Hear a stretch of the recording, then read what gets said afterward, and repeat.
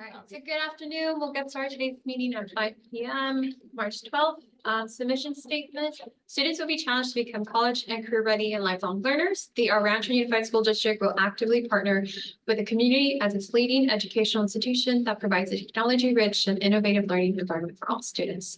So item 1, call to order. Roll call, members of the Board of Education. Dr. Marino. Present. Mr. Lafarga. Present. Mr. Contreras. Present. And Mrs. Mejia. Present. And Mrs. Perez, present. Item 2, are there any public comments on closed session items? No public. Nope. Thanks. Perfect. So we'll adjourn to closed session. It's a little bit longer and we'll be back at 6:30. Thank you.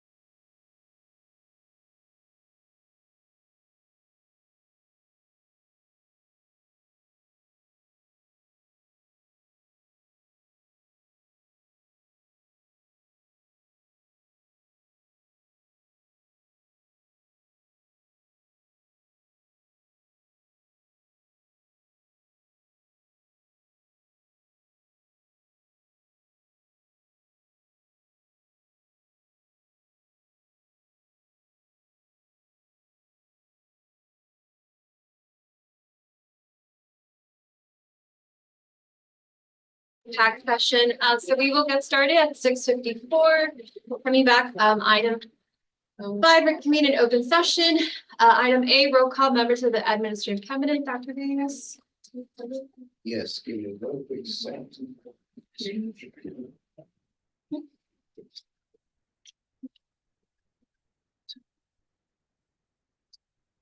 All right, so we will go through administrative cabinet. So, Jasmine Chavez Diaz, Present. Cela Castañón, Present. Sol Delgado, Present. Virginia Kelson, Present online. and Jocanda Padilla. Present. And Dean Cochran is absent today. Thank you. Moving on to item 2, public comments. No. Sorry, I'm on the wrong one. Give me 1 second. Item B, pledge of allegiance. Do we have someone? We do. We have a very special student from Virginia, and the principal is here. And so I'd like the principal to come up and introduce, give a big round of applause. So good evening, Board of Education, ERUSD Cabinet, Dr. Vegas, ERUSD staff and community. It is with great pleasure for me as the principal of McGee Academy of Arts and Sciences to introduce an outstanding McGee student, Safa Gulian. Safa is currently a 5th grade student who exemplifies for what we want all our students at McGee to follow. She truly is paused at McGee. She promotes a positive environment, she acts responsibly, she's willing to learn, and she's showing respect to her fellow students and staff. Her work ethic and grit are key qualities that I know will take Safa to many places as she leaves McGee. I can't wait to see what Safa does once she leaves McGee and continues her education in our district. We are truly proud and honored to have her here to represent McGee Academy of Arts and Sciences.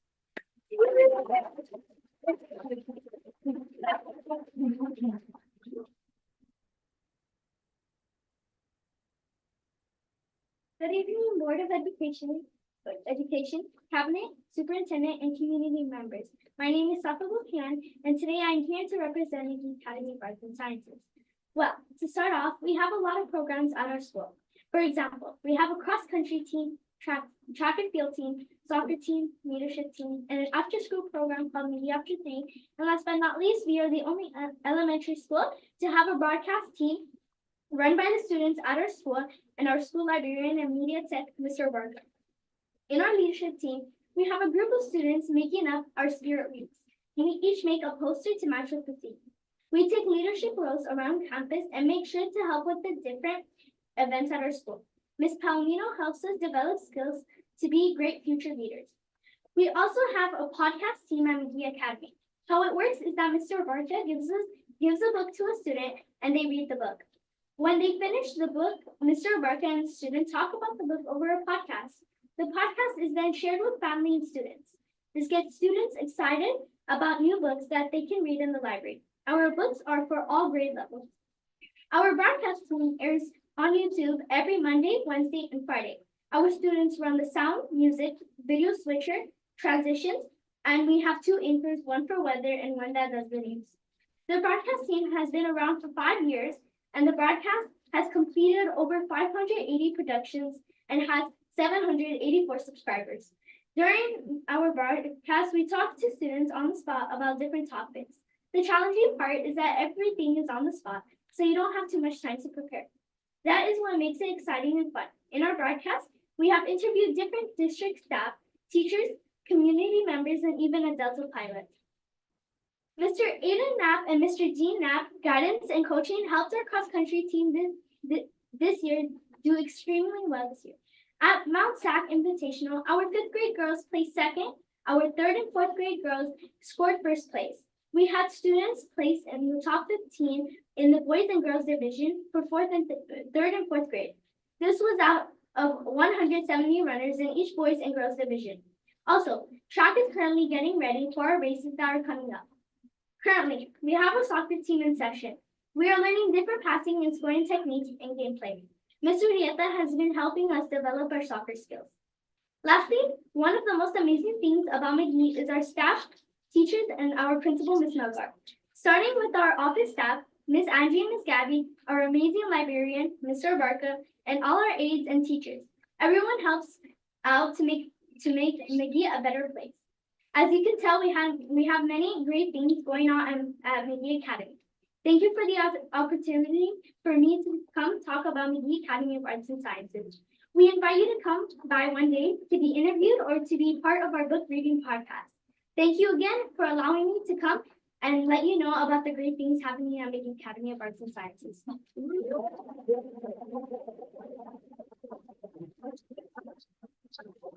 Please stand for the Pledge of Allegiance. Place your right hand over your heart. Ready? Begin.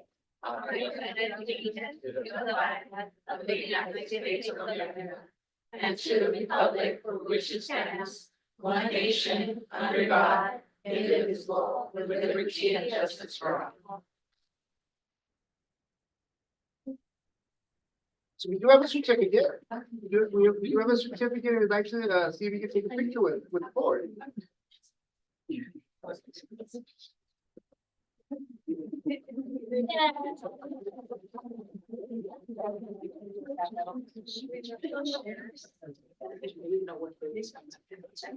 I know, the chamber one. Congratulations, you did a great job. Good job, Samba.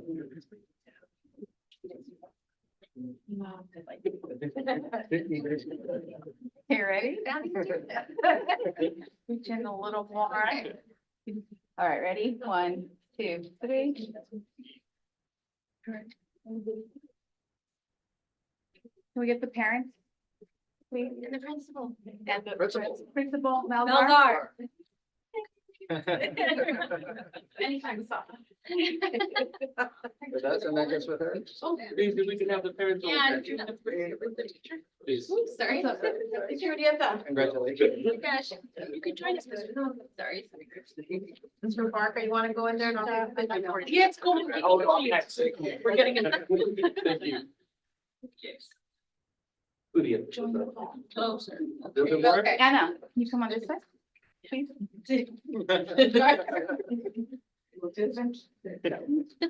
Okay.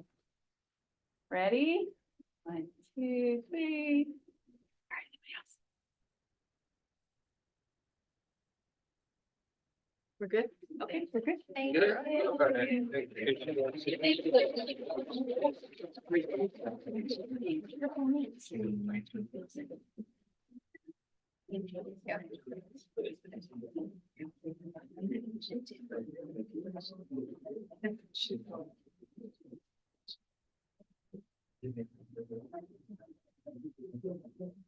We just want to say thank you for coming. Thank you for taking the time. We know you're an exemplary student.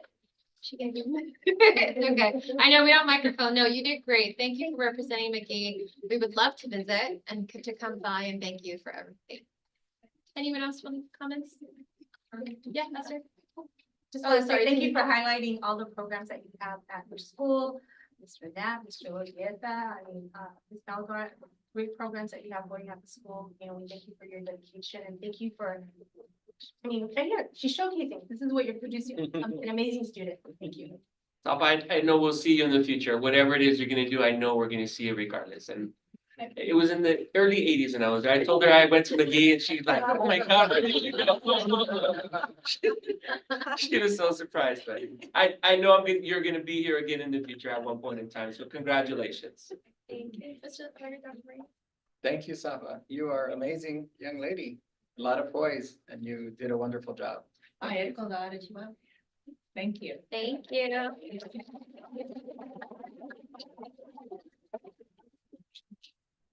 All right, moving on to item 6, adoption of the agenda. Item A, approve the agenda. Can I get a motion? Oh, sorry, are there any changes?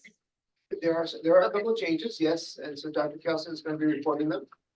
Yes, thank you. Good evening, Board of Trustees, community cabinet colleagues.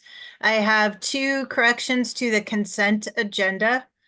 First is item 16, F as in Frank 1, 1A. Please insert the name Garcia Jocelyn. The second correction is to item 16, F Frank 1, 2A.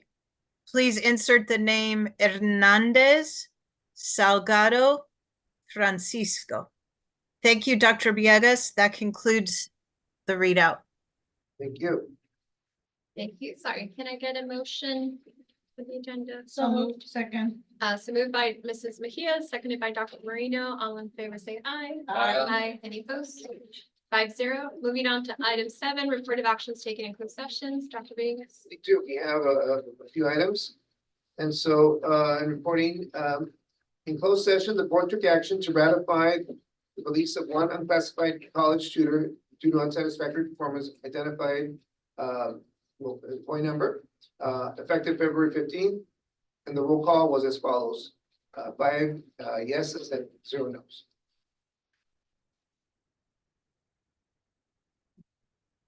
Also, in closed session, the board took action an issue of notice of non-reelection to release 9 temporary certificate employees pursuant educational code 44954, effective at the end of the 23-24 school year, and directed the superintendent or designee to send out appropriate legal notice. The roll call vote was as follows: 5 yeses and 0 nos. And in closed session, the board took action on issue to notice the release of 8 temporary adult education certificated employees pursuant to Education Code Section 44954 and Education Code Section 44929.25, effective at the end of the 23-24 school year, and directed the superintendent or designee to send out appropriate legal notice. The roll call was as follows: 5 yeses and 0 nos. Thank you. Moving on to student reports. We'll start with ASB President, Ms. Kelly Garcia. Good evening, everyone. I'm Kelly Garcia, El Rancho High School's ASB president for the 2023-2024 school year. I would like to report a successful Rising Dawn night. Many of our middle schoolers came to the ranch and had the opportunity to explore clubs and academic programs. Speakers and staff were also in attendance to help recruit future dons. On February 13th through the 16th, we had our annual Week of Love Spirit Week, where students and staff had the opportunity to show their school spirit. Our spring sports have begun. Our spring sports have been hard at work and have begun their season. Congratulations to our cheer team on their undefeated season, and congratulations to our decathlon team on their big wins at the state level. ASB continues to work hard on all the preparations for Dawn Games. Dawn Games will take place on April 25th inside of the main gym at 7 p.m. On March 14th, ASB will host a movie night in honor of Women's History Month. We will be showing the movie Barbie in the quad. On March 21st, ASB will host a senior movie night for the class of 2024. Thank you for your time. I hope everyone has a restful and productive spring break. Have a great night. Thank you. So item B, ASB spokesperson for Ms. Salazar High School, ERUSD Sanchez. Good evening, members of the Board of Education, cabinet members, teachers, staff members, and community members. My name is ERUSD Sanchez, and I'm the ASB president at Ruben Salazar. And I would like to share a few events that are happening. I would like to begin by welcoming our new teacher, Ms. Olvera, to our Salazar staff. We look forward to having her on our campus and her working with the students. We hope she enjoys teaching at Salazar. Again, welcome to the Salazar family, Ms. Olvera. Students are wearing green on March 15th in honor of St. Patrick's Day as a token of appreciation for their school pride. Participants will get a Salazar Saint Bud. Seniors are also preparing for graduation by starting to complete the FAFSA and applications with the assistance of Ms. Alondra Camacho, the Rio Hondo representative. She assists pupils in presenting for college by visiting the campus twice a month. Students are putting in a lot of effort to finish their assignments and take their final exams as the quarter draws to a close. We are happy to report that at the end of this quarter, approximately 20 Salazar students will receive their diplomas. The beginning of the fourth quarter will see the arrival of 30 more Saints to our school. Saints, congrats on a job well done. Thank you very much and enjoy your evening. Again, you're free to stay, but I know you have homework and things to do. So thank you so much for waiting. Then we'll move on to item. Have a good night. I love all the snacks, Mark. Item 9, public comments, items on the agenda, Dr. Vega. So items on the agenda, we do not have any public comment at Okay. this time. So, Can I get your? Oh, I'm sorry. so we're gonna go on to public comments, items not on the agenda, yellow comment cards. We have 4, Okay. right, so we'd like to start with, first Cecilia Islas.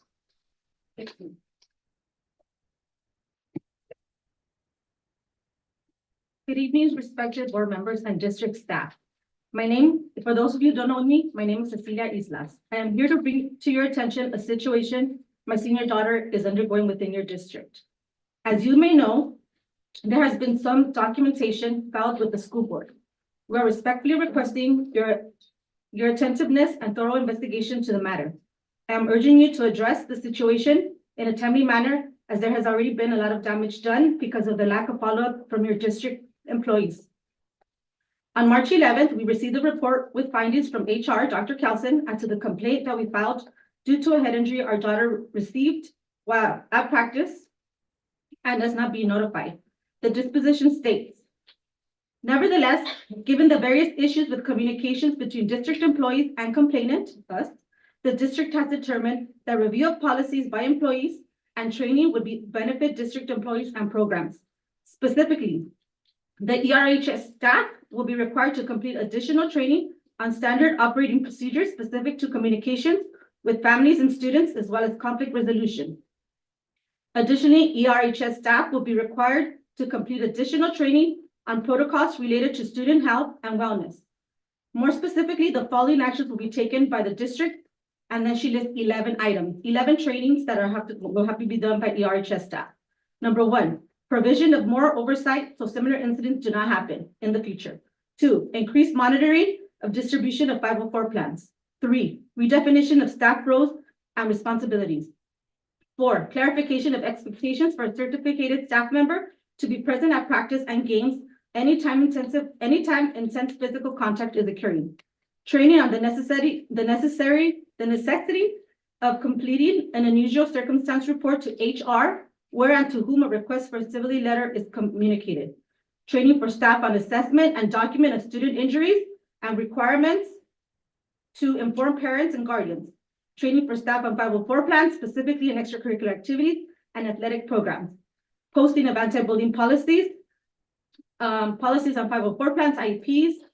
Oh, sorry, I skipped one. And UCP in a district office, revision to ERHS coaches handbook to reflect the following. Policies on 504 plans and IEPs. That was A. B, protocol for instances of student injuries. C, guidelines for social media use and the requirement to use district sanctioned communication tools. I mean, there's 11 of them. I'm not gonna read them all because I only have 3 minutes, but I can post them and tag you guys. While we are glad that ERHS staff will need to participate in additional trainings as to their SOPs, so that hopefully no other student has to go through what our daughter went through, how does that benefit our daughter? The damage has already been done. Thank you. Thank you, Mrs. Sola. We also have Fernando Islas.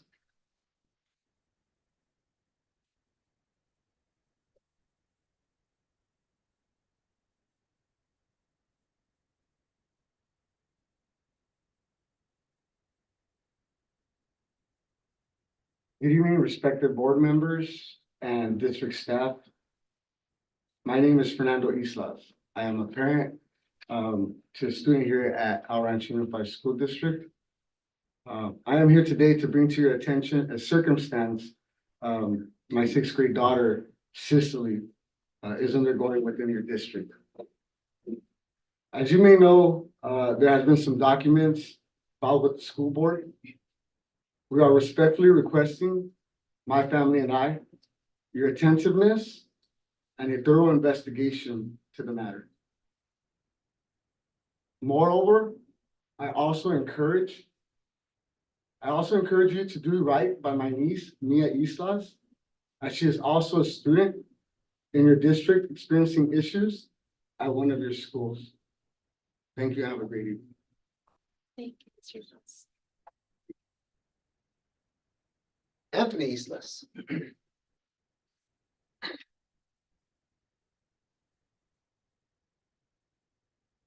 Hello, board members and staff.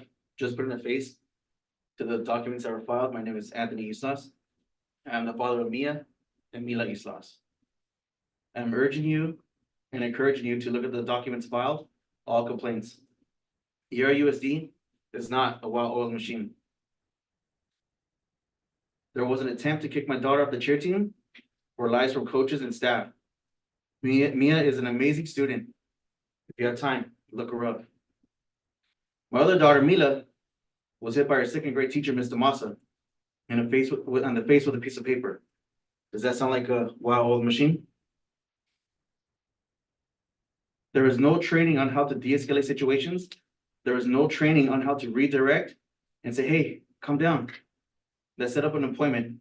Instead, coaches would love to engage in the back and forth with the parents. At what point do we hold people accountable? At what point is enough is enough? All the staff has to say is, I didn't do that, and it holds. At what point do we believe the student? How do we justify people's discriminating against our kids when they should be bring them up, empower them, and build their confidence? How do we justify a teacher rolling up a piece of paper and hitting my daughter in the face with it because she wrote on it upside down? And students with 504s and please understand that anxiety doesn't stop at the sixth period. It continues on the mat, the court, the pool, and the field. With the proper training to invest in your staff, you guys could save a life. Mental health is real, anxiety is real, depression is real. With that being said, thank you for your time. Enjoy the rest of your evening. Thank you. Mr. Islas. One more. Patty Contreras.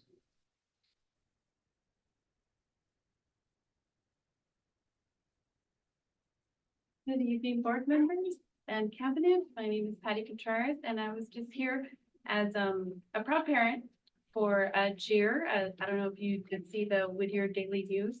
But the reason I'm here is just to speak on behalf of just administrators. Our administrators work so hard and they try to run our schools the best they can. All the way from elementary to middle school to the high school and even the adult school. Our principals are nonstop. They work very hard. They're trying to make sure that all the rules, everything's going smoothly, but yet they don't seem to get support at the district level. And it's frustrating because you see the frustration and it's like with anybody, you know, the district level has to protect the administrators. The administrators protect the staff. Staff protect the children. So it's all, everybody protects each other. And we need to start by supporting at the district level, the administrators. Because if the administrators don't feel supported, how are they going to be able to support everybody else? It's a chain reaction. We all have to be there for the children, yes, but also for the staff. In clerical, janitors, I mean, custodians, maintenance, everybody has to be protected or just have that support from the district level, from the board members. I know a lot of times people speak out and they say a lot of things, but where do they get support? You know, at any given time, you have to listen to every side of the story, no matter what it is. You have to get everybody the benefit of the doubt, just like you would a parent, just like you would give a staff member or the administrator. But administrators really do need support from the district level at all times. Thank you. Thank you, Ms. Gonzalez. And those are all the public comments. Okay, thank you. So we're moving on to item 11, Labor Association reports. Do I have ERFT representative? Sure, Peter. No. Here. For CSCA, Ms. Serrano, she here? She's not here. She Okay. reported she would not be here today. Okay, so moving on to item 12, information items. We'll move on to item 8, presentation of the secondary school counseling program.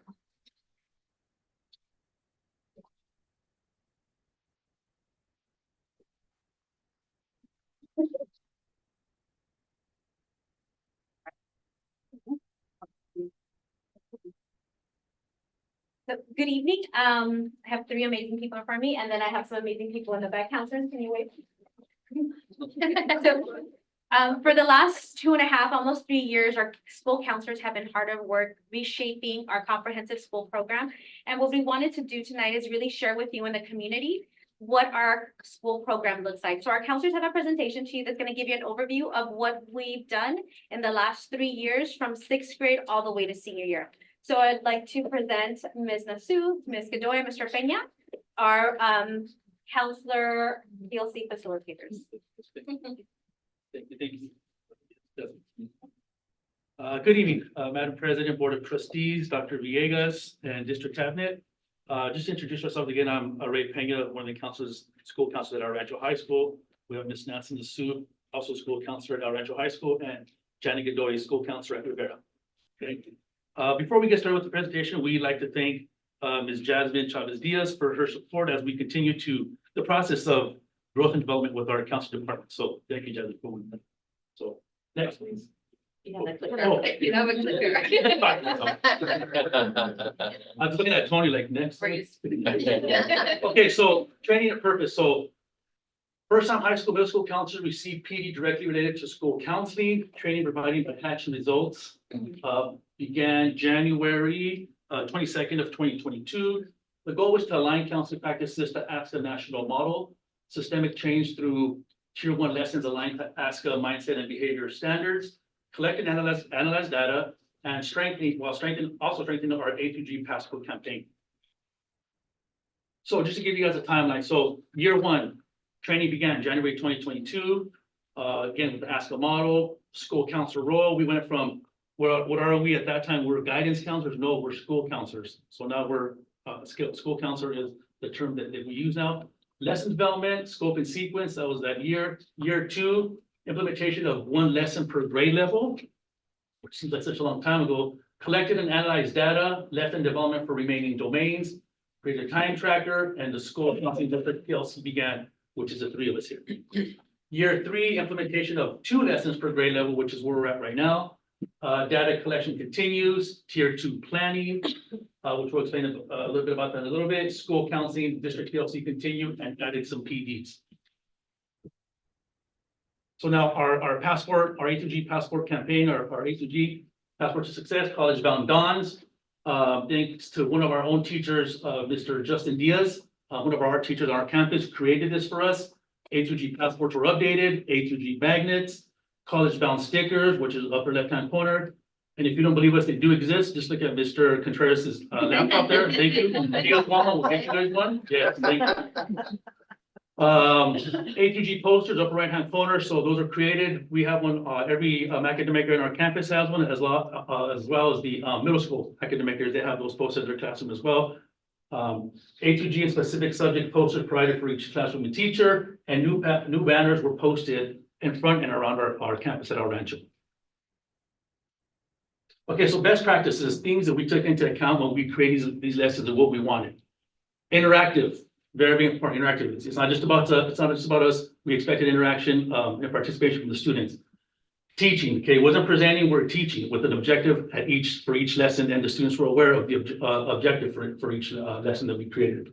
Different strategies we used, all were very effective. Again, interactive, students enjoyed them. Assignments, all these different assignments, seems like a lot, but again, they're interactive, something that the students took away, something tangible, all very effective as well. And of course, the very most important part was a pre and post test where we assess knowledge, skills, and beliefs where we're able to collect data from. Next, we're gonna pass it on to Ms. Godoy, who's gonna talk about the Tier 1 data from middle schools. Yeah. Good evening, everyone. I'm here representing our amazing middle school counselors. When we started our Hatchings program 3 years ago, not only did we begin the Hatchings program, but we were very fortunate to add on 1 additional counselor to every middle school. So now there's 2 counselors in every middle school, which has really helped us just implement our comprehensive counseling program, as well as just begin implementing classroom lessons, provide more interventions for our students, more Tier 2 for our students as well. So that was a very great addition to our schools. So as Mr. Peña mentioned, part of the Hatchings lesson, Hatchings program is, for us to create a comprehensive counseling program. So in the middle school level, all three middle schools, in addition with our high school partners, we collaborated into what lessons do we want to implement to our students? What is going to benefit them? So we created lessons on the 3 domains from the ASCA program, which was academic domain, social emotional, and college and career. So this is our second year with the program. So we have implemented our academic and social emotional domain lessons to our middle school students this year. Next year, we are excited to add our third, which is the college and career domain. So we'll be implementing nine lessons the next school year, okay? So we're gonna talk a little bit about just some of the data that we collected. Just with the time right now, we're only focusing on the academic domain of our lessons. And this is from the 3 middle schools. We picked some of the lessons. This is our 6th grade lesson that we decided to implement, which is our GPA and study skills. Obviously, the transition from elementary to middle school is a difficult one. A lot of our 6th grade students, right, they've never heard the term GPA, don't know what it's about. And we're always stressing the importance of you need to have a 2.0, you have that at 2.0 GPA. So we wanted to create a lesson and teaching them that skill. How do you calculate a GPA? What is a GPA? Why is it important? So these are just, as we mentioned, we always give a pre and a post survey. So these are just 2 questions out of the many that we asked in the survey, but one of the questions was understanding of the definition of a GPA. And as you can see, 84% of our students understood the term after our lesson, compared to 43% in our pre-survey, which was a 41% increase. The second question was mastered how to calculate their GPA. 42% of our students understood that on our post survey, compared to 90% initially, which was a 23% increase. When we look at this, we look at the number and say, okay, we want it to be higher, which gives us an opportunity to get together and see what can we change, how can we grow, how can we make changes in our lesson plan to continue the growth. For our 7th grade students, we conducted the lesson of grades matter because, sometimes our students feel that in middle school, it's okay not to do well, right? It's high school grades matter. And we want to make sure that we, instill in them the importance of grades at every grade level. And, what they do in middle school is going to help them be successful in high school and in the future.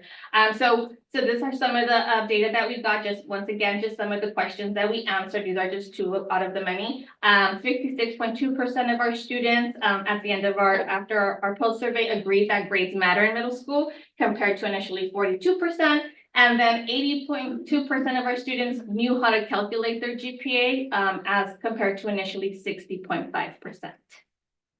Okay, and for our 8th grade students, speaking with our high school counselors, we want to make sure that they were aware of what A through G requirements are. What are high school requirements? What number of credits do you need, right? We want them to go in already with that knowledge.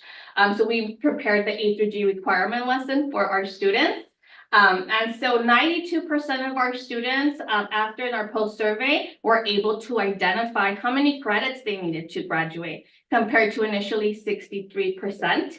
And then the other question that we felt was important as well was them identifying, when is it that you need to make up a credit, right? A class. I think compared to our, middle school, students don't make up credits. They don't have to go to, to summer school to make up a class. And we wanted to remind and make sure that they understood that in high school, you have to, if you don't pass a class, you have to make that up in the summer and make up your credits, because you need the credits for graduation. So after in our post survey, 91% of our students were able to identify that, that it's important to make up the credits, as opposed to only 56% in our initial. So we're seeing constant growth as we move on with our lessons. Obviously, we want to continue seeing our numbers go, higher and higher. And, we're always meeting just to identify what areas we need to grow in. So we're excited to continue this next year and add more lessons to our program. Okay, now I'm going to pass it on to Ms. Nasu, who's going to talk about the high school data. Hi, everyone. Thank you so much for this opportunity. We're just really excited to share what we've been working on the past 3 years and just shine some light on some of the data from our lessons, so you can see, our growth throughout the past 3 years. So for the comprehensive high school, we have developed a total of 9 lessons, but we've only delivered 8 of the lessons, 8 of the 9 in the 3 domains. So same like the middle schools, we're focusing on the ASCA domains, academic, social, emotional, and then college and career. We have a variety of lessons and try to be really creative even in how we name and market these lessons. So one of the lessons that we wanted to share with you guys is our steps to success for your plan. This is a lesson that we implemented with our 9th grade students so that they understand in detail graduation and A through G requirements and what's expected of them throughout their 4 years of high school and plan for those 4 years. So 90% of our 9th grade students at that time participated in the lesson, which is a great participation rate.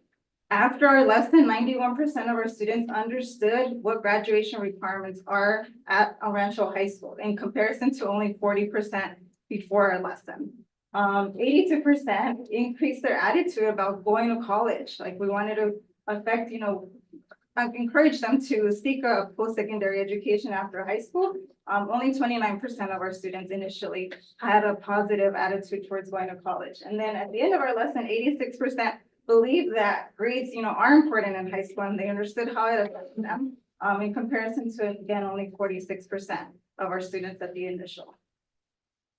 And then another lesson that we did was about 4 systems of higher education. So again, we wanted our students to understand for college and career what their post-secondary options are in terms of education. We had an 89% rate. This was for our sophomore students that we did at that time. At the end of our presentation, 78% of our students were able to identify the 4 systems of higher education available to them in comparison to only 33% at the initial. Again, after the lesson was delivered, 87% believed it was important to understand the differences in the 4 systems in comparison to 62% at the initial. And then at the end of our lesson, they were also able to identify what GPA is required to apply, for example, to Cal State's UC's private and out-of-state school, which is really important in comparison to only 50% at the initial. So we're looking at these numbers, all the time to ensure that we're making actually an impact and that they're learning something out of these lessons. The last lesson we want to share with you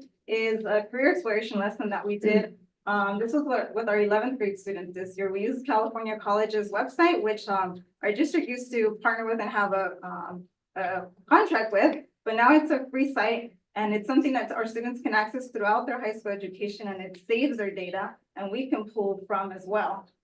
So 88% of our students participated. 51% had an increased confidence in careers they want to pursue. But going back to the participation, I do want to note they completed an interest profile. And so that's basically something that ask them questions and ask them based on their results, we'll tell them what are some good matching careers and what's gonna be beneficial for them based on their interests, their skills, their abilities. And so because of that, they had an increased confidence in pursuing careers that matched their interests in comparison to only 17% at the initial. And then they all researched, right, 1 or more matching careers, and they were able to save these on their college, their California College's account, and they can go back and reference. So 75% of our students are able to at least save 1 or more matching careers that match their interest profiler. And then another thing that they were able to do was also understand what colleges offer the majors that match those careers that interest them and save them again to their accounts, 52% in comparison to only 9% initial. And we know, again, some of those numbers, may look low, but there was a big difference in terms of the initial. And then after we concluded our lesson, that we hope to continue just going back and reevaluating how we can make these better and reach more students. So I will pass it now back to Mr. Pena. So now just a couple of pictures here of our the first slide is our middle school counselor, our colleagues in actually presenting the lessons to our students there. So those are middle school counselors, and then the last one is us at the high school conducting our lessons with the high school students, and then of course over here the right, those are costume here for Halloween. So and the running joke was so lote is language other than other is the E. So they're calling me elote, which was because E and lo, so it was yeah. It was interesting, yeah. So, but again, I want to thank you guys for having us here, and then of course our colleagues right here for supporting us and creating these lessons with us. So definitely a team effort. So thank you guys for being here. So and that's it. And I do have a little gift from you guys that we got from our Hatchings, Ms. Julie. Hopefully you guys meet her one day, but There were some, you guys don't forget us. Thank you. I do love school counselor. Thank you, you do. That's- And more stickers for your laptop. There are stickers? More stickers for your laptop, yeah. That's awesome. I feel like you guys were like in a Shark Tank and you won. Oh yeah, I'll give you my money. Do we get the billion? Do we get it? Okay, so we'll open it up to questions and comments. We'll start this way. Yeah. Thank you so much for the presentation. I apologize. I had to step out like for 5 minutes. Apologies, but everything that I hear is wonderful. I know that you worked really hard on it. Ms. Travis, yes, thank you for making this happen, helping us along. The articulation between the middle school and high school is amazing. It's great. It's needed and it's happening, so that's great. What I hear from this is just, you're creating empowerment for our students, you're building agency, and you're watching the growth as well. So you guys are doing a wonderful job. I think my only comment and or question would be, how do we get this information also to the parents as well? I know that last year we had a parent summit and there was a workshop. It was that. It was that. Okay. I didn't attend it, but I heard it was wonderful, so I'm hoping you do it again. Because the parents need to, so in partnership with the students, community, and we keep going. So again, thank you so much for the invitation. Thank you. Mr. Contreras? Got my sticker up, got a new sticker. There you go. In my Tom Cruise voice, I love school counselors. So thank you for the presentation. It's very productive. And thank you, first of all, for all the teachers I see out there and the admin that's out there for taking your time to be here tonight. So I know it's very important to you guys. So thank you guys very much. I appreciate it. For Miss Godoy in the middle school, I think it's very important to, especially nowadays, to make the children more aware, because now we're getting students that are graduating early, right, into high school. And also with a degree already in high school, right? And there's more interest in that, right? So it's very important to have that second counselor, like you said, but also make them more aware of summer school. Yes. Right? Because there's opportunity there that will open up if they take that summer school class after the 8th grade in high school to go into other things. Unfortunately, some of I think two of my children missed that opportunity, and it didn't mess things up, but it kind of would have been a little bit better had they known. So to get that information out, so thank you for what you're doing in the middle school level, and I think that we should look into raising that awareness at the middle school level. So thank you very much. In the high school level, if we can not only stress the importance of going to a 4-year, which I also did, and I'm a graduate, but the trades, stress the trades, that because we all know that college isn't for everybody, and there's nothing wrong with that. I work in a trade myself. Okay, so it's important to also stress that it's okay not to go to a 4-year college, or but to also let them know that trades are okay, and graduating from high school, there's a lot of successful people that graduate straight from high school and they have a successful career and a successful life. So it's important to stress that as well. So, but as far as the presentation is concerned, thank you so much. Give us a lot of information. So thank you. Thank you, Mr. Roberta. Yeah, thank you so much for the presentation. Very insightful. I'm glad the needle's being moved on the domains that you shared. I had a question. I saw the classrooms that they were being trained in. Are you all doing the training? Yeah. For the classrooms? Yeah. We do the teaching, yeah. Wow. We go into the So classroom. you go into the classroom? Yeah. Yeah, part of it is going through the different academic, like biology, world science, world language, no, actually, social sciences.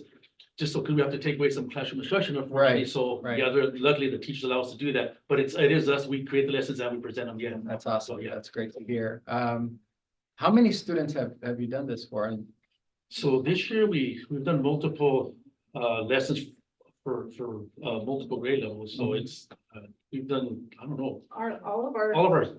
we've got all of our grade levels at least once. that's great. Every student. Yeah. Every student is being touched by? Oh, this? yes, yes. Okay, Yeah. that was my Yeah, question. I just wanted to make sure. Because my kids haven't told me about it. So as I'm asking when I get Yeah. home. I'm gonna ask them these questions. Yes. Oh, yes, yes. They've been in there. The one I did want to hone in a little bit on is the social emotional domain. And any, not you don't have to do it now, but any feedback you have around where the students are doing in terms of how you're asking the question and whatever the question's being asked to see, check their understanding, because I mean, I think that's one of the big parts of our formula right now for success with our students is their social emotional wellness, right? We know that coming out of COVID, I mean, we're in this for a long haul with our students, and so it doesn't have to be now, but maybe if we can get some information on how we're moving that needle, that would be great. But thank you for all that you're doing. Appreciate it. Thank you, Dr. Marina. Well, now I know why we have all these teachers here. I was like, thank you for supporting your colleagues. You know, this is truly a Rancho family. And all of us can sense the excitement that you bring to the program. And this is why we can already see the results of success. I'm not going to repeat any of the comments we heard before, but it is critical that our students start understanding early, first of all, their GPA, and then, of course, their A through G. In terms of encouraging the trades, just give them the dollar signs. We all know that.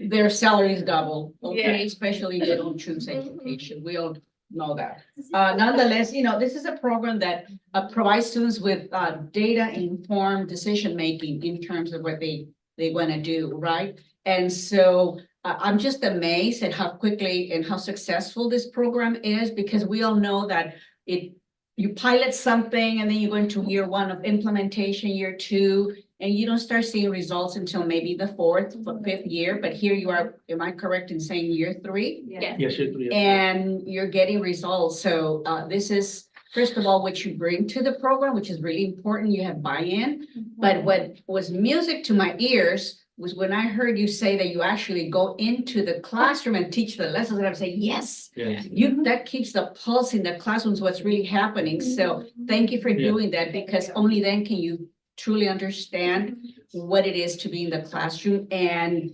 definitely it provides greater support for our teachers that are there in a single day. So thanks again.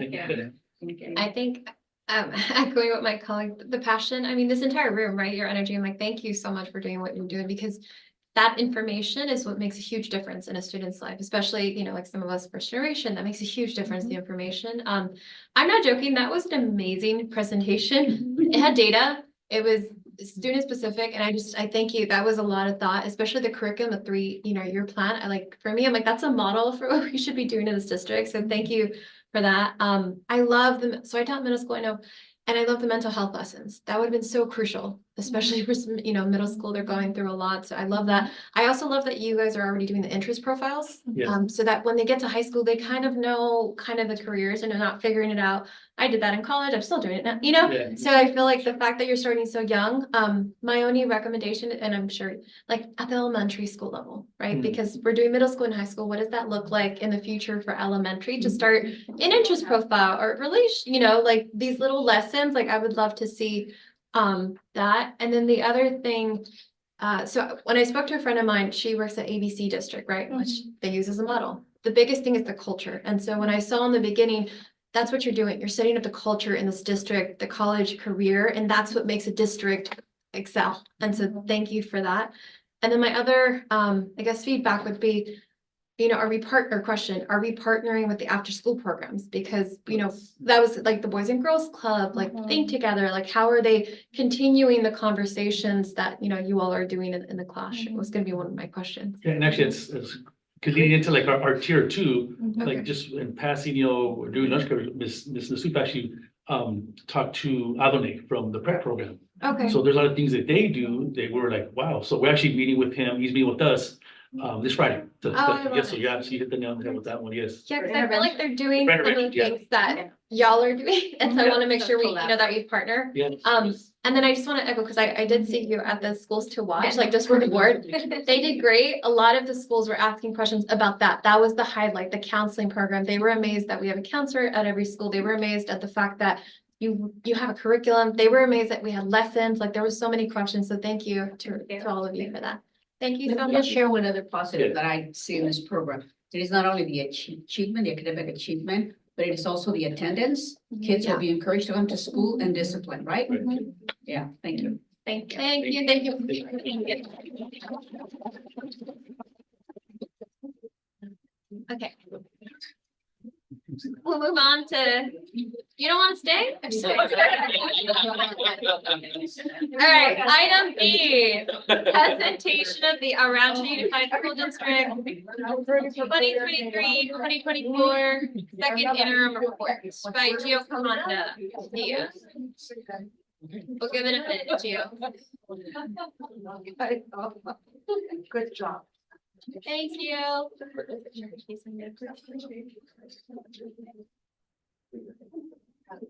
I feel like we should put a song every time you come out, Gio, like money, money, money or something. I feel like. Yeah. The entrance song. Yeah, you should have an entrance song. Yeah. All right. Okay, ready? Yeah. Okay, good evening, President Perez, Board of Education, Superintendent Villegas, my dear colleagues and staff and community and everyone that is still here. And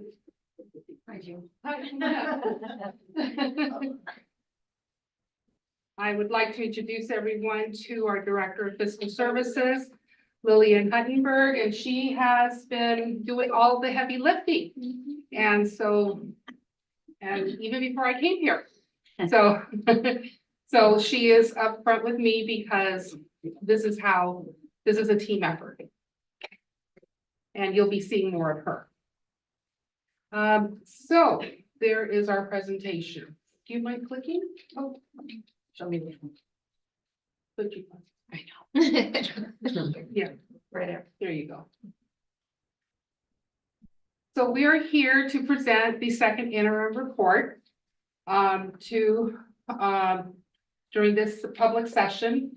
And I already introduced Lily and myself. I am Gioconda Rodriguez Padilla, your Chief Business Officer. Next. So we are here. This is the budget cycle. We go through a process and we are the financial photographer where we are taking snapshots of our dollars, our expenditures throughout the year and following the reporting requirements by the state. So second interim is due to Los Angeles County Office of Education this Friday. And this is what we're presenting tonight. We're very happy to report that we will have a positive certification. There are 3 different components of what a financial report would look like. And basically it has to do with if the district is able to meet all of the financial obligations or that perhaps it can't, including the 2 subsequent years, and or that it's not able to meet its financial obligations in the current year. So we have been very prudent in our fiscal processes and informing, and we are at a positive certification with this second interim. So this pretty graph of all these numbers, basically what you're seeing here is reporting of data as of January 31st. It shows our estimated revenue and expenditure information. Please keep in mind that this information will change. Not only, like I said earlier, it's a snapshot in time, but it's also because we are still in negotiations.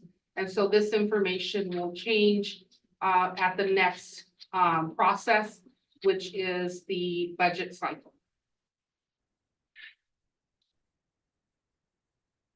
With second interim,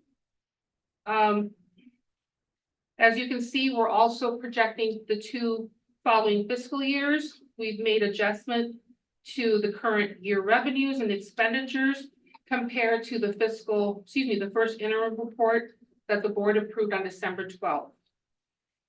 We use financial factors that School Services of California provides for us in their dartboard. That is a public document. And then we also make the projections based on the COLA, which is the cost of living adjustment. where currently for the 24-25 school year, we are going to receive 0.76%. The school financial rumor mill is saying 0% COLA for next year. This is quite a big hit when in the previous year, we received an 8.22% cost of living adjustment.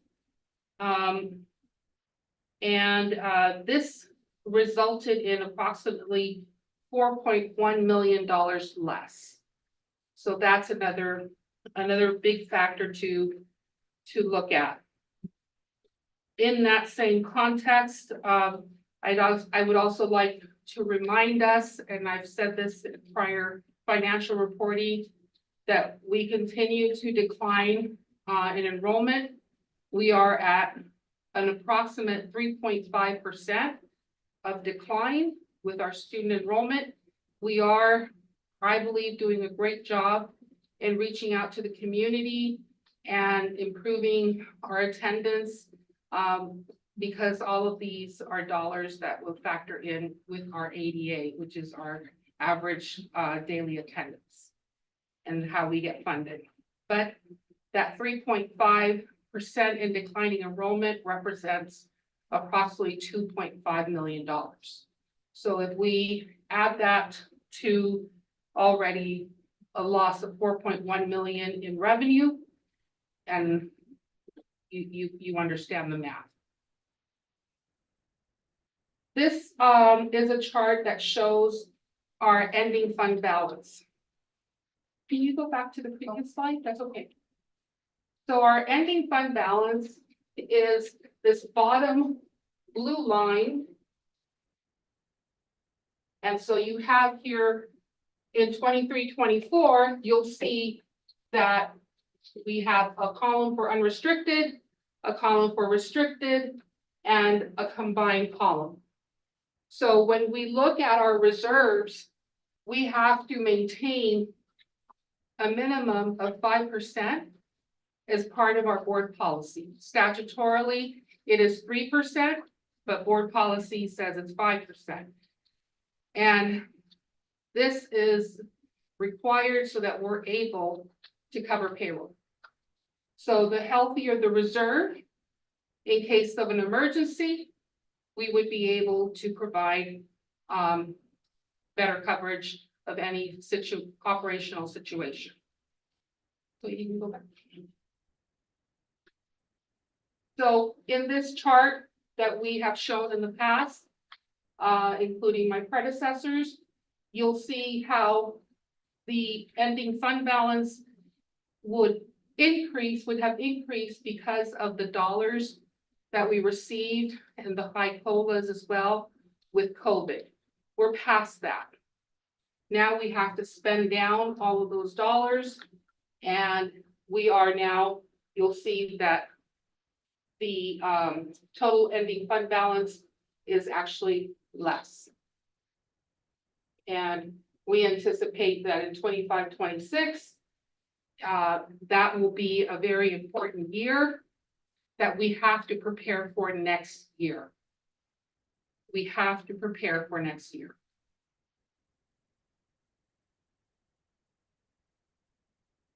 As I mentioned earlier, we are looking forward to the opportunities of providing the best outcome with our negotiations with our labor partners.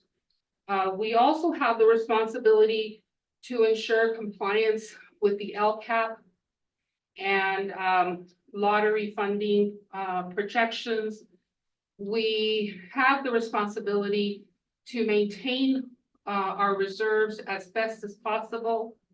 And we also have the responsibility to not only provide services for all students, but we also have a very strict compliance for special education, as well as our routine repair and maintenance, which is also a requirement by the state.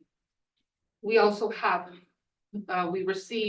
all districts receive a little bit of more money related to transportation.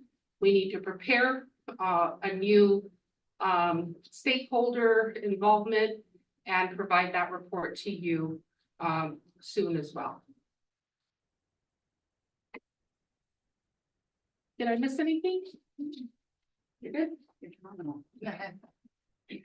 All right, so if the board would like to ask questions, I'll be more than happy with Lily's technical assistant as well. Thank you, Ms. Vidya. Thank you, Ms. Hunton, for the presentation. So we'll start this way. Dr. Marino, do you have any questions or comments? Both. Like always, thank you for this report, for the time put into it by the entire team. I could almost see your brains punching those numbers for days on end and your dreams and while you were sleeping and awakening. Exactly, you I described get it. it. Okay, so it's just good to hear that, you know, we have positive certification for the foreseeable 2-year future. That's not very far to go, but it's still the future, which is still good. I do have a question on the very last page, looking forward. Oh, so I guess the page where we have the chart, the graph. The fluctuation in our ending fund balance, just to understand it clearly, it is based on the COLA received plus the COVID money we received, and that it's going away very soon, and our COLA being projected to be very low, almost zero. So that's having a huge impact. And it is about what we expect beyond 26, 27, the uncertainty at that time that I hear loud and clear. We all hear it. We need to start preparing now, not wait until 25, 26. On the last page, looking forward, can you just explain on to the third bullet, planning for allowable uses of educator effectiveness? What does that look like? So with, these are some of the big ticket items. And we want to make sure, you know, in coordination, our cabinet works very diligently and looking at all of these sources of funds and making sure that everything is aligned, because then we're restarting. Pretty soon we'll be bringing the audit to you and we're restarting the audit process. So that's what we're currently working towards now that we've presented second interim. Okay, my last question. So our reserve right now is how much? Our current reserve is at 17.10%. 17.10% for right now. For this fiscal year. What do you project it to be for 25, 26? We project 18.58%. And we, the board, and I know that you've asked for a projection further out, and I'm working on that ability to be able to get more information on how we can project that further out. But what I do want to let you know is that for 26, 27, there is an estimated COLA of 3.11%. Okay. I'm gonna move on, Dr. Marino. Yeah, I'm sorry. No, what is the reserve for 25, 26? It is 18.58% Projected. as of January 31st data. Thank you. Mr. Lafarga? Thank you for the presentation and the array of numbers. It is great to see that we are, we'll have a positive certification for the next 3 school years. So thank you for that. Thank you for managing that and the fiscal fiduciary responsibility at its highest level. I did have a question just for clarity for the community. Most of the line items are pretty straightforward and self-explanatory, but the other assignment, can you give more clarity on what those dollars are? So for other assignments, let's go back. It's mainly for, like for the fire alarm safety. Oh, yes. Go ahead. Go ahead and address it. Fire alarm safeties, items like that we need to address sooner than later. So that money will come up as part of an expenditure in the out years. Okay, But great. it's reserved for now. Thank you. And then on the the looking forward one, the reference to expanded learning opportunities program and learning recovery, is that in reference to the trailer bill? For the governor's budget and how ELO programs may actually be suggested on how they're spent? So yes, we need to in coordination with educational services, we need to monitor very closely any potential changes. The school financial rumor mill says that this might change.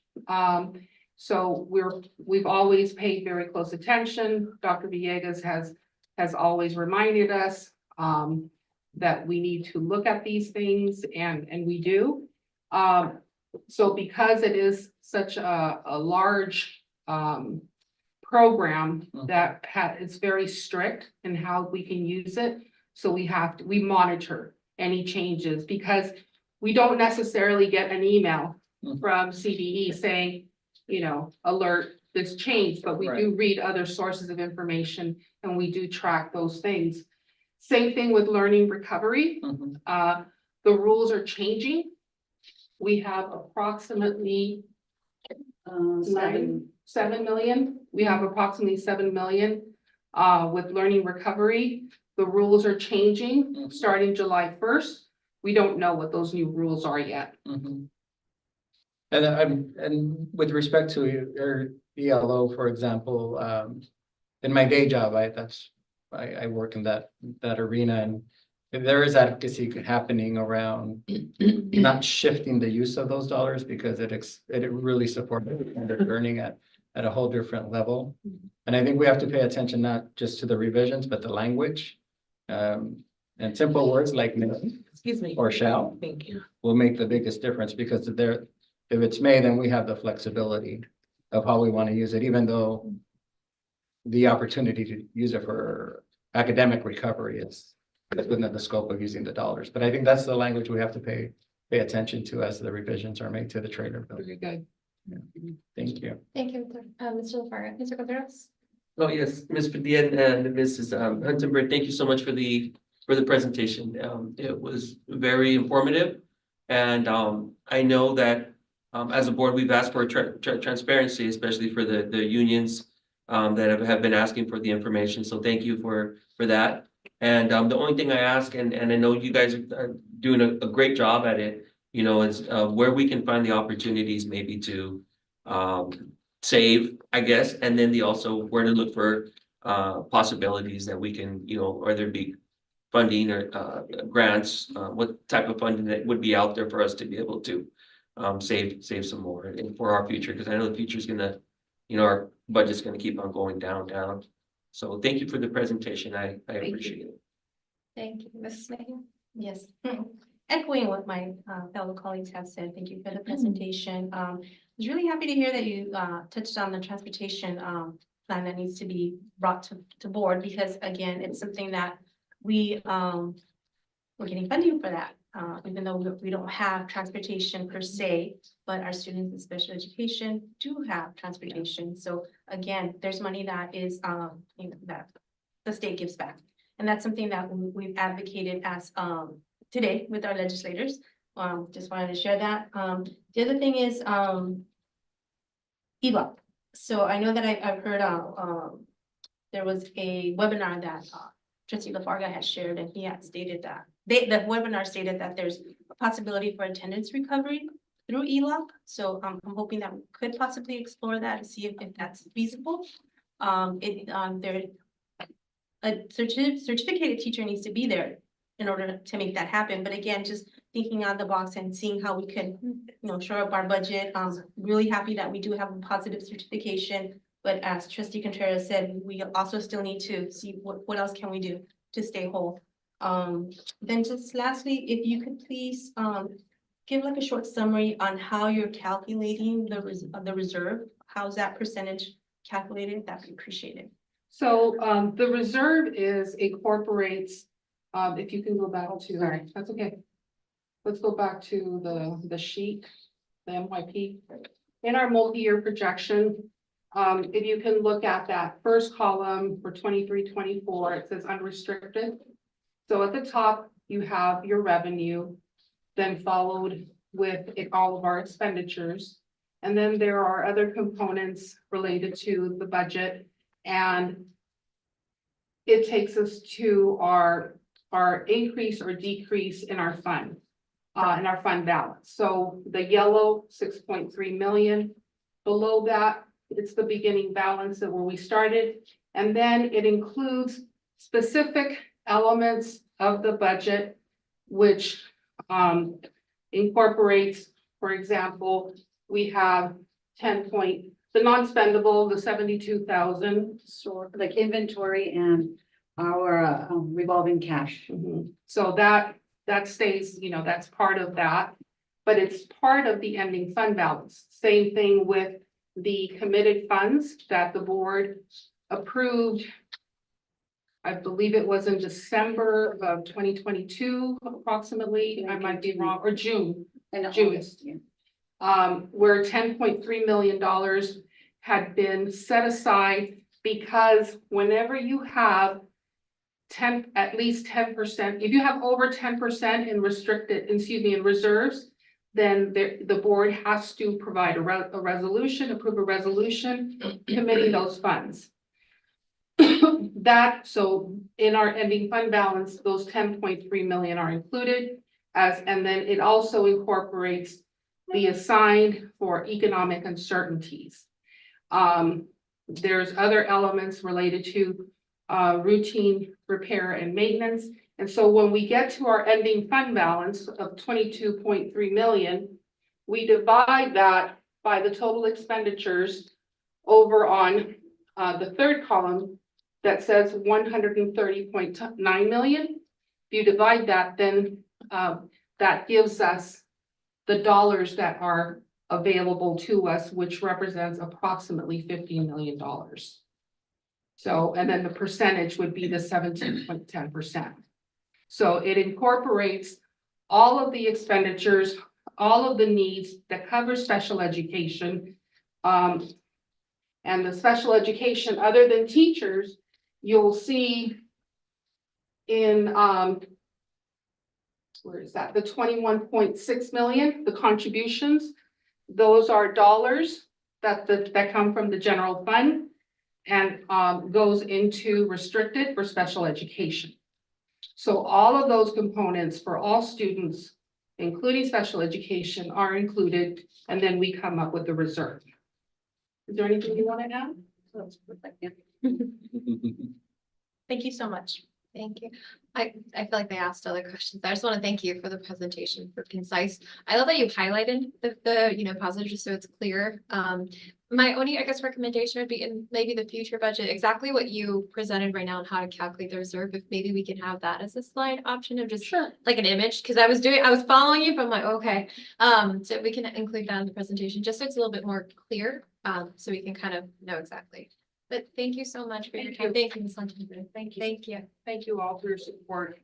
Thank you to my colleagues, cabinet colleagues. Thank you. And everyone from fiscal services. Okay, gonna move on to item, 1 second. Right. Yes, thank you.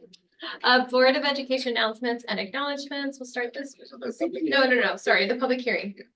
Thank you. Number 13, public hearing, item 8, public hearing to receive public comment on board's consideration of resolution number 36, 2023-2024 to adopt level 1 developer fee study and to assess developer fees as authorized by Education Code 17620 and Government Code 65995. Center, do this, right? Public hearing is open. None, hearing none. Okay. Public hearing is closed. Moving on to item 14, sorry. Board of Education announcements and acknowledgements. We'll start this way, Mrs. Mejia. Can I go first? Or do you want me to come back to you? Oh, okay, that's fine, okay. Is there gonna be a timer on? 3 minutes. Pressure. Do I need to 3 minutes? Well, I just want to say happy Women's History Month. Oh, yeah.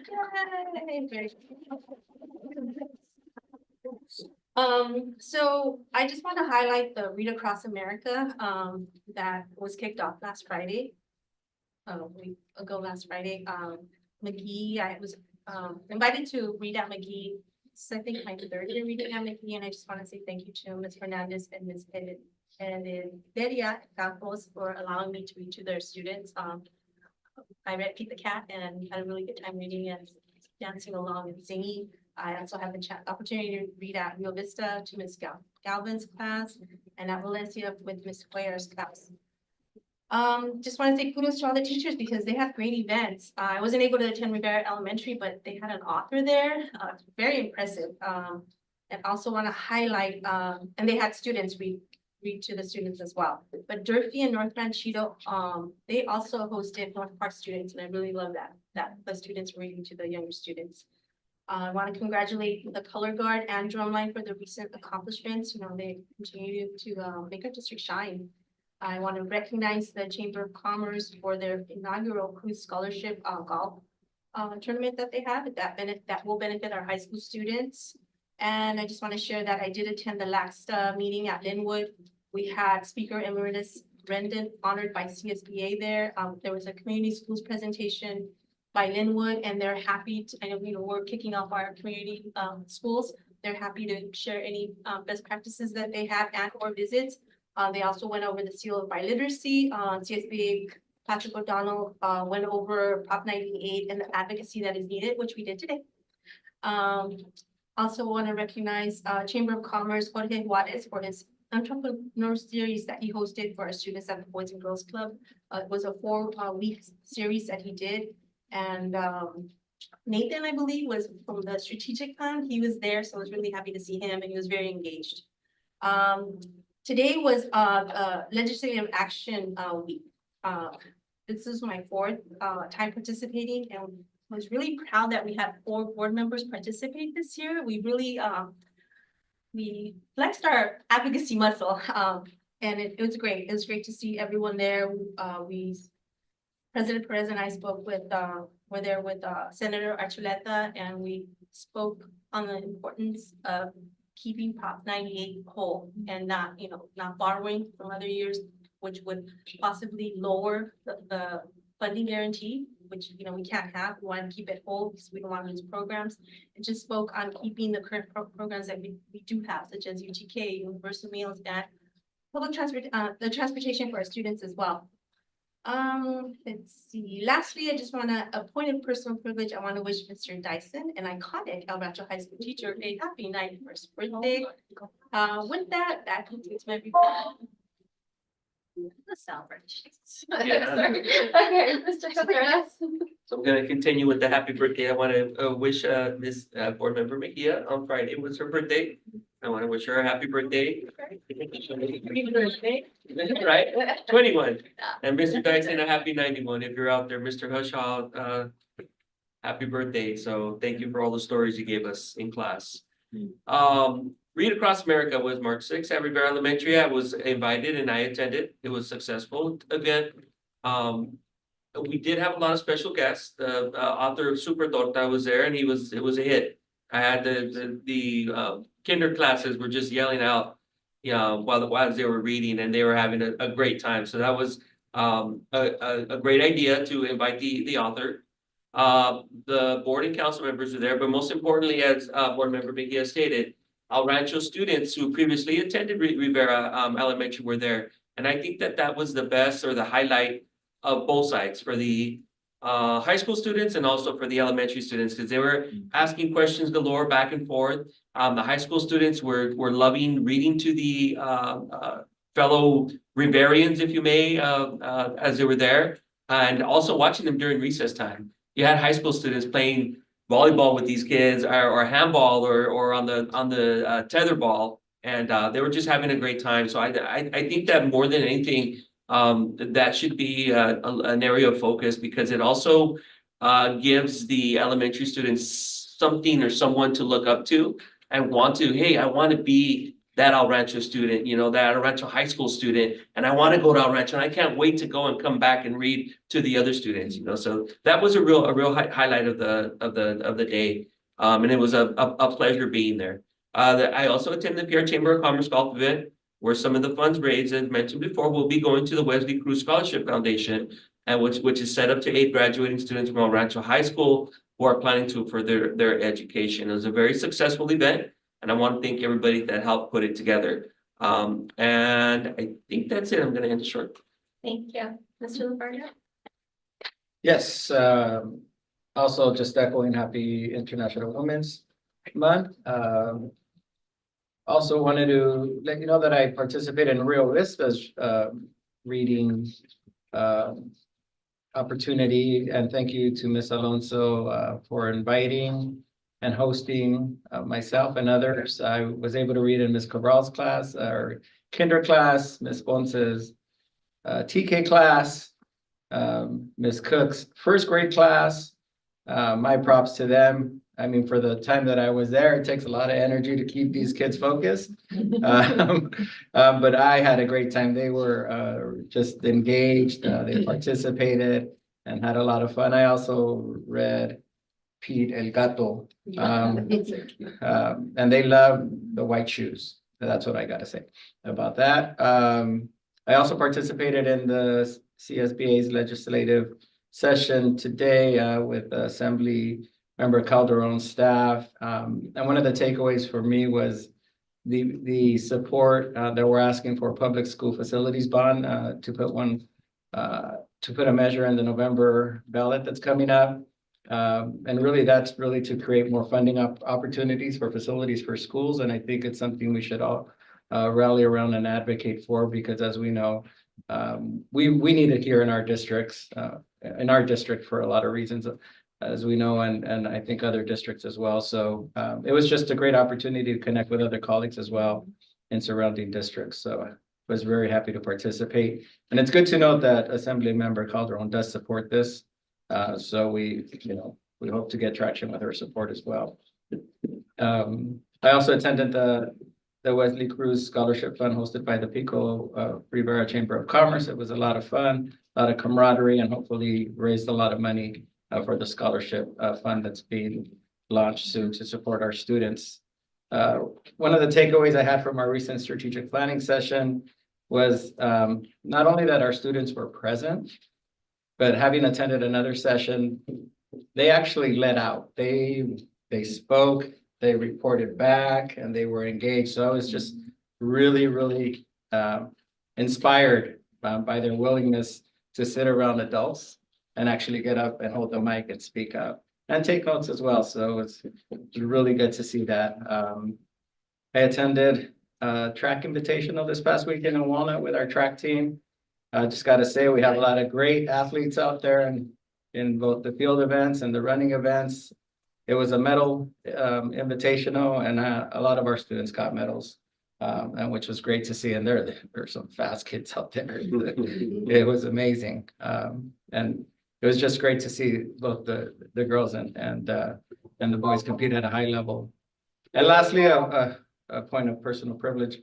I want to wish my wife a happy birthday today. He turns 22. Yeah. But I do want to say that, without her unwavering support, I wouldn't be able to do what I do in terms of my commitments. And one of the things that I'm passionate about is service on the board. So thank you, my dear lovely wife, if you're listening. Hopefully we can catch dinner later, so. Yeah.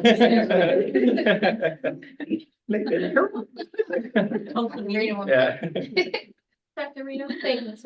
Okay, well, I want to start with just saying congratulations to all the women for Women's History Month, but I want to congratulate our old Billy Saavedra, who served as director on her recent election of Distinguished Women of the Year by Assemblyman Lisa Calderon. Amazing. Congratulations to our future distinguished ladies, our cheerleading camp, our CIF champions. It's just really excited. I attended the Women's Leadership and Empowerment Conference on March 1st. But what kept going through my mind is, what can we do here at El Rancho to start empowering these young ladies? We have the talent here to begin building that self-confidence in themselves so that they can feel empowered and start taking on the leadership. We have so many great leaders here, and so that in the future, they can break the ceiling. not only in the work environment, but in their lives as well. So I just kept thinking, what can we do? And then listening to our counseling program, I thought, well, maybe we can start something. And, you know, there's a program that comes to mind, Girl Up, I believe. And this is a mentoring program. So I'm thinking, you know, this would be so amazing to empower our young female students, being careful not to cross that line that it's only for girls, but nonetheless, opening up, start building those leadership skills that they so much need. You know, Read Across America is a wonderful experience every single year and something we all look forward to. But what I said to myself, and the schools do an amazing job, you know, they bring many people from the community here within the staff, and they bring authors, etc. But I'm saying, why wait only to do it when Read Across America comes around? Why not have it twice a year? Why not have some of these students, we have seen the leadership in our own students, have maybe the high school students go and read, select a school and go and read to the younger kids. So this is a great way to promote reading, and we certainly can start moving the needle in the right direction. What I do want to say is, you know, my takeaway from this conference is, to all the females present and all those still listening to us, this is my personal takeaway that I want to share. Each day, make an appointment with yourself to decide how you will spend quality time with you. Do not focus on the past, do not focus on the future, but on the present moment. And the quality, your quality of life will improve exponentially. And I want to wish again, Ms. Mejia, happy belated birthday. I get our schools to watch. You were in Monterey, Dr. Villegas, with the team, right? Congratulations once again. This is just a great schools, great things happening in our district.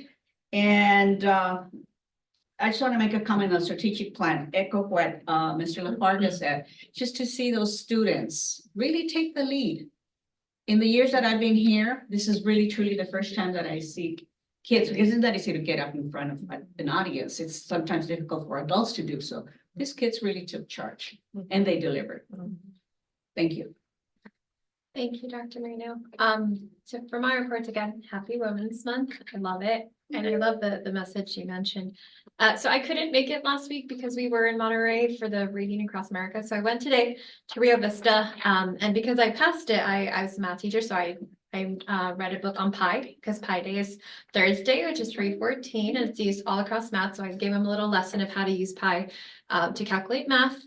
And they were just, thank you, Mrs. Morales, and thank you, Mrs. Alonso, for having me. They showed me the new library and they're excited for the new furniture. So that's exciting. The other, again, strategic plan. Thank you to Jenny, your team, Dr. Villegas. It was so organized and it was efficient, you know, because I think that was everything. I'm like, my God, this is what I would love, you know, for future board meetings or anything. The collaboration, we got it done and it was just beautiful. So thank you to the team for that. I went to an AI, CSBA, I'm on the AI task force. And one of the things that they talked about that I'll be bringing to board, CSBA already updated their academic honesty policies that we have to implement. It's already done, so we just have to update them. So we'll probably bring them to future board meetings to update those and how AI, you know, takes a piece in that.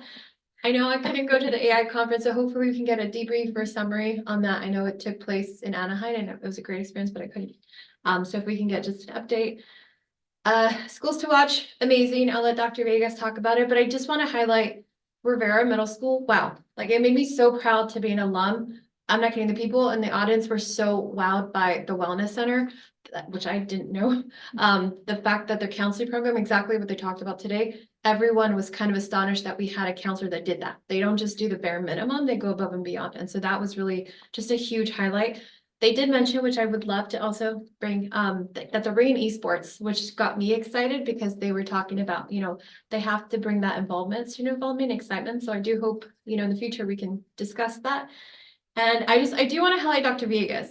because he was like, I felt like he was like a salesman, which he should be, for the district. He was like, oh, Arancho, we're doing this, Arancho, oh no, and then they acknowledged just one other person, I forgot what district, she was like, oh, you guys have a great cheer team, like, yeah, we do. So it just, the fact that we're marketing even those events, the fact that Dr. Vegas brought, I believe, brought that event or, organization, just, it's echo. We should be applying to all these, the grants that we're applying to, the rewards. We're an amazing district, and I want to thank you, Dr. Vegas, for selling our district. And then the last thing, I know I've sent it to a couple of you. There's a program called Cal Kids, and it's pretty much free money for college, right? For a 529 plan. I'll be sending this, I know I sent this to you, but maybe we can bring it again. It's just every student, if you were born after July, I think 1st of 2022, automatically you get money for 529 plan, which is huge for college savings. I think you get more at the high school level, but dang, Tony. But it's a great thing that we can bring to our students. It's already money that the state has invested, and they can use it for post-secondary, for secondary options. And then just ending again, happy belated birthday to Mrs. Mejia. Happy birthday to your wife and everyone. Thank you so much. And we will move on to. Perez, I just wanted to add, that information was shared with our parents this evening. Oh, So not perfect. 8 Okay, o'clock. thank you. It's free So money. you'll see it, yes. Please So get it. And if you all have kids, get that we'll money. take advantage of it too. Thank you. Thank you. All right, so item 15, comments and reports by the superintendent and cabinet, Dr. Vegas. Thank you very much. We do have a few things here to share. I'll start with the schools to watch. It was a wonderful opportunity to be among other model middle schools in the state of California. Some that have been just classified for the first time, but some that have been reclassified. And knowing that, we were also going to be recognized at a national level in June. It's really a great honor for Rivera staff, and I think it was very exciting to see them. And I also heard a lot of great things about the presentation, that it went flawless. And yes, we are on the map. And yes, we're moving forward. And yes, keep your eye on our Rancho Unified School District. It's going to continue to move forward and doing a lot of great things as part of the message that was going out there with the folks from all over the state. And I think that's one of the pushes. We had our professional development day yesterday, and we had an opportunity to share that message also with I did with the classified staff. And I think throughout the entire district, we're sending the message of, we're doing great things now. We're learning. We want to continue to grow and be better. And it's also our job to communicate the great things that are happening here. Every one of us has that opportunity to grow and to share what we're doing, because we're doing really great things. To that end, today we had an ethnic studies tour, first of its kind, in El Rancho Unified School District, which means not first of its kind. No, sorry, we used to do these. Okay, we used to do that. We're bringing it back. We brought it back again. And but seeing people from all over the the area, Orange County, LA County, different places who sent groups of teachers to learn about how are they going to do ethnic studies, and perhaps even more so because now it's a requirement, so it's on everyone's radar. But as a great protocol, Rancho was doing it 10 years ago. So now we were a model for many of those schools. And they also get to see the great things that are happening. They also heard from our kids. And I'll tell you one common denominator across the board. Anytime you hear people hear our kids, very, very excited. And it just seemed like they love it. They love to hear from our students. We sent that message to the Chamber of Commerce. We were at a Chamber of Commerce meeting, and it was really interesting. Actually, it was in this room. We shared with them some of the things that are happening in our district, and really jaw-dropping kind of experience with some of the people that were in the room, because they didn't know some of the things that are happening here on a regular basis. So we shall continue to communicate this. I wanted to give Gisela opportunity, Ms. Castillo, to share a little bit about summer school with elementary school. I know we've done some changes, so if you can give us a quick update on that, please. Sure. I'm really happy to announce that we'll have a variety of summer school programs for all our students.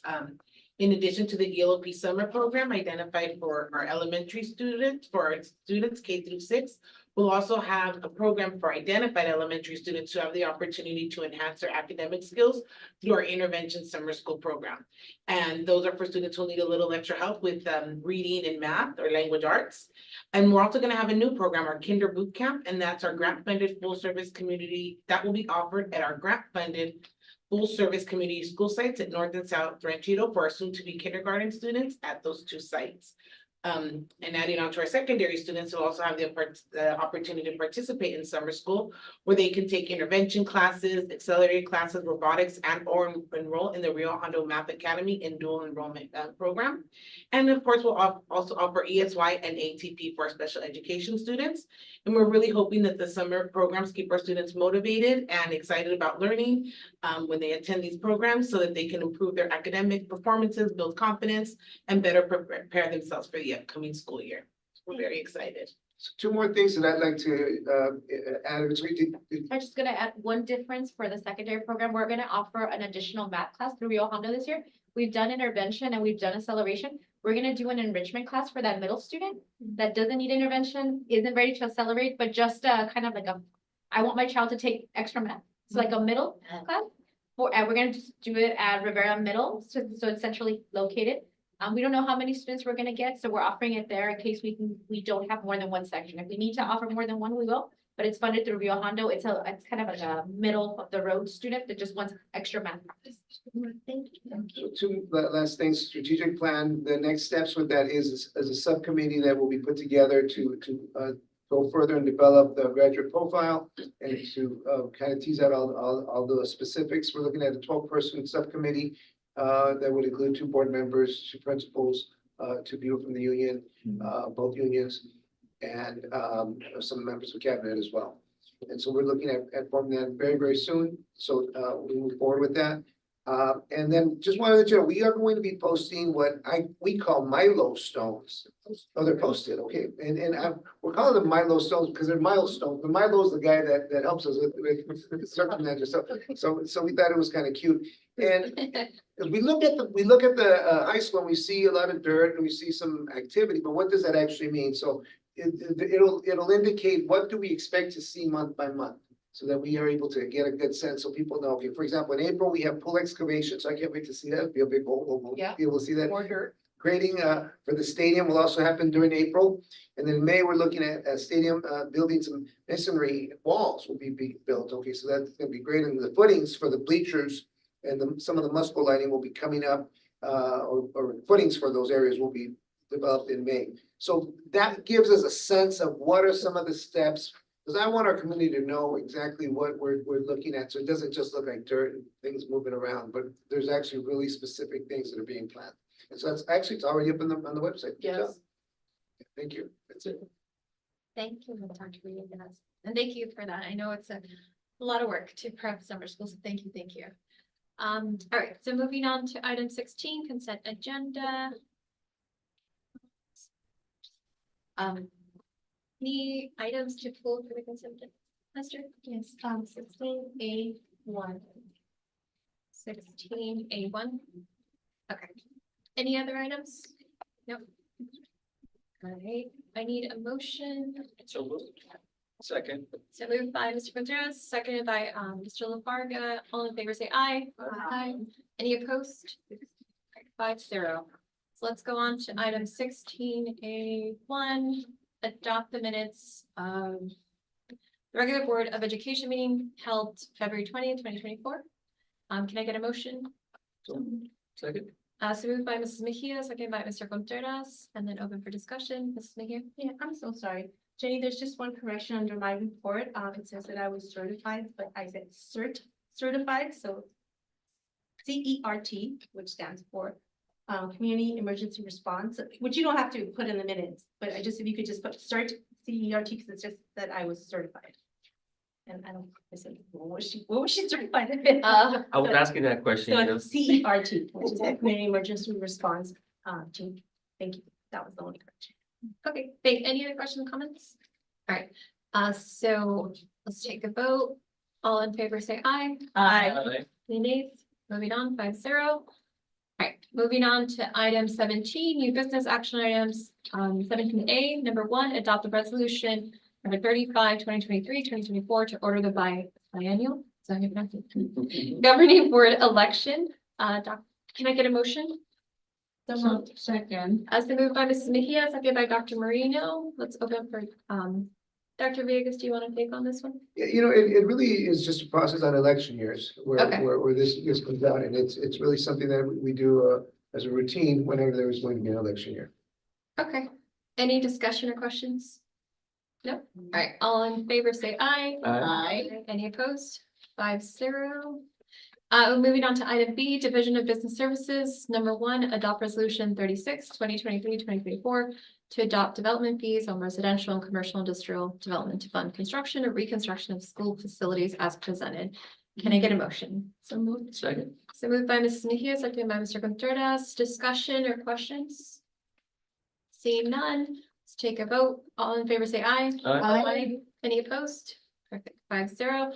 Moving on to item B2, adopt resolution number 37 to adopt the initial study mitigated negative declaration and other written findings pursuant to the California Environmental Quality Act, approve the project. And delegate authority to staff to execute a notice of determination. Can I get a motion? So moved. And second? Second.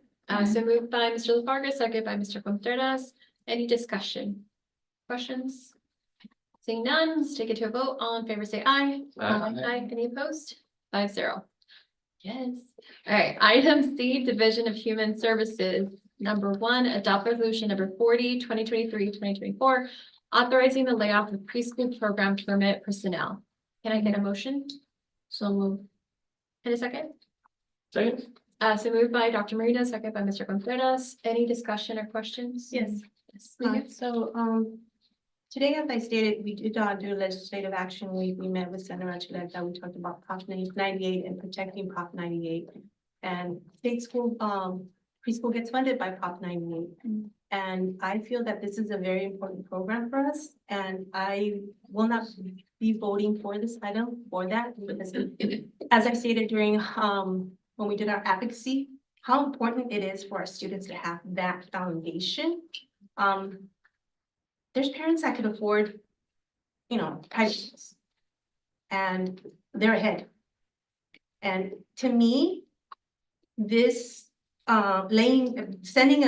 it gives a bad appearance. Not just think of the bad appearance. I'm just not comfortable with it. I want to stand for protecting that program. To have our youngest learners have that, advantage that other kids have, So that's why I will not be voting for this today. Okay. Any other questions or comments? I did have a question, Dr. Vegas, in regards to this. Is there anything that we're going to offer in lieu of removing this program or? No, our intent is to maintain the program. Procedurally, what has happened in the past has been because the funding has been part of a categorical funding, our employees have received these notices on a yearly basis. And so though we've been fortunate enough to have the funding year to year, we've been able to bring back our staff.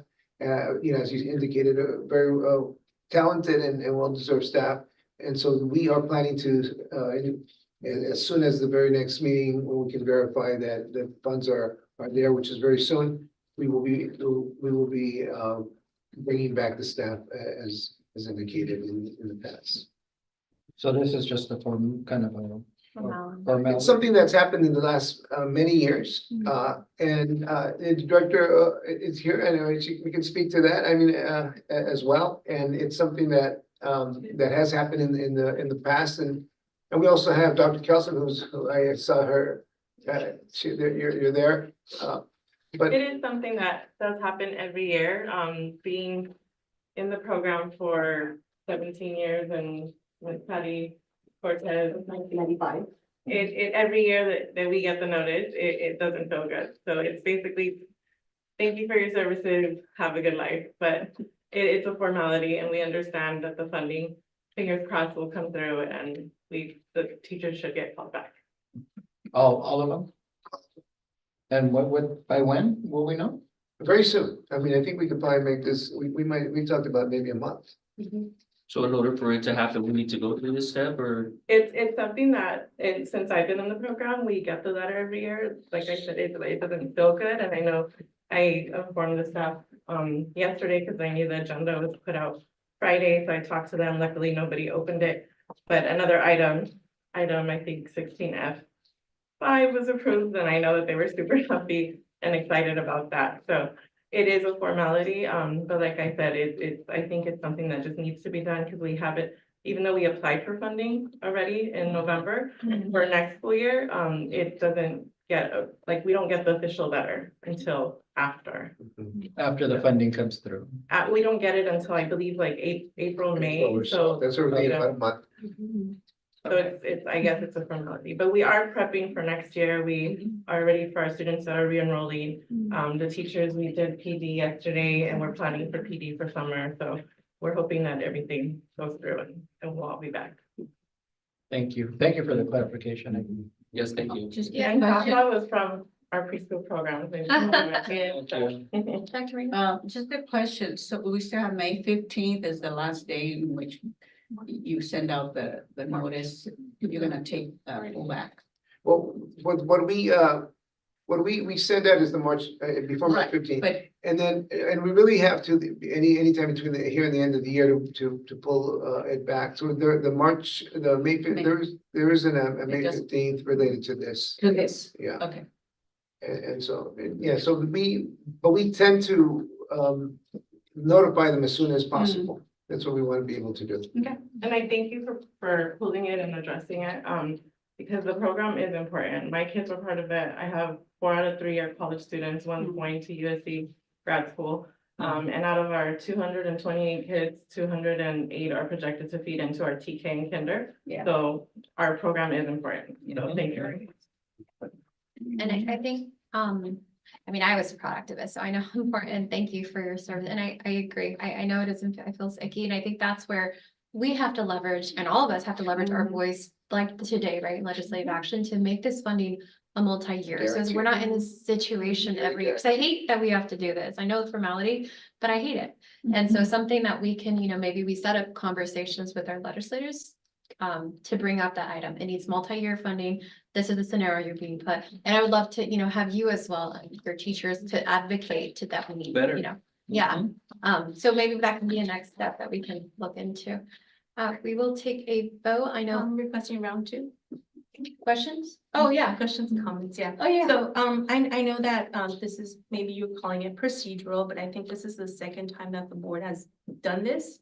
That has come to board. And I hear you, you're saying that you received the letter every year. However, as I stated, I think this is the second time it only comes to board. So again, I will be voting no, because it hasn't come to board before, 2 years. So that's something that I would do wish to speak to legal counsel about. And again, I will be voting no. Thank you. Thank you. So we'll take a vote.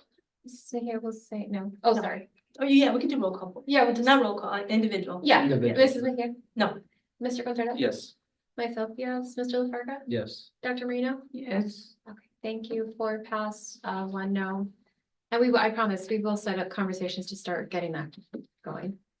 All right, moving Thank on. you for being here. Yeah, thank you for Thank you. staying late. Moving on to item 18, recommendations for any future agenda items. Any recommendations? I have one. Yeah. Again, going back to legislative action week today, our own, very own, Senator Archuleta from Pico Rivera, has authored a bill SB 1315, and this is regarding getting a list of all the plans and programs that there are that are mandated.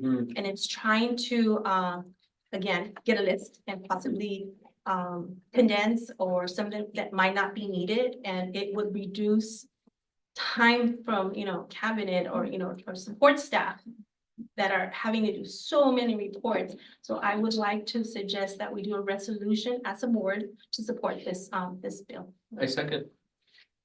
I third. Sorry, we're just writing it down. Okay, any other items? No, before we adjourn, we have to sing happy birthday to Mrs. Nokia. And I know we have a cake, so we'll do that. But at the count of 3, we'll sing happy birthday. Ready? 1, 2, 3. Happy birthday to you. Happy birthday to you. Happy birthday, dear Esther. Happy birthday to you. So. All right, at your, ready? Oh, yeah. Hopefully she opened the door. Adjourning the meeting at 8:44, all in favor say, oh, sorry, I need a motion. So moved. Moved by Mrs. Mejia, second by Dr. Marino, all in favor say aye. Aye. Have a great